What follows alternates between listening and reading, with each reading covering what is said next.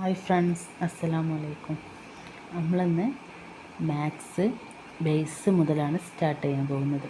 അപ്പോൾ എൻ്റെ ന്യൂ ചാനലാണ്, എല്ലാവരും സബ്സ്ക്രൈബ് ചെയ്യുക, ലൈക്ക് ചെയ്യുക, ഷെയർ ചെയ്യുക. ആദ്യമായി മാത്സ് പഠിക്കാൻ തുടങ്ങുന്നവർക്ക് വരെ ഇത് പ്രയോജനമായൊരു വീഡിയോ ആണ് കേട്ടോ.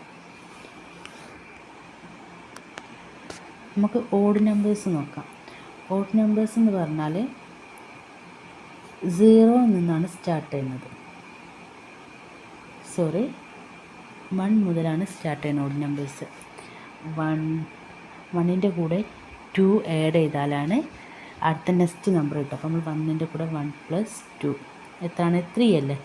3 ആണ് അടുത്ത ഓഡ് നമ്പർ. ഇനി 3നോട് 2 ആഡ് ചെയ്യുന്നതാണ് അടുത്ത ഓഡ് നമ്പർ. അപ്പോൾ 3നോട് 2 ആഡ് ചെയ്താൽ 5. അപ്പോൾ അടുത്ത ഓഡ് നമ്പർ എന്താ? 5.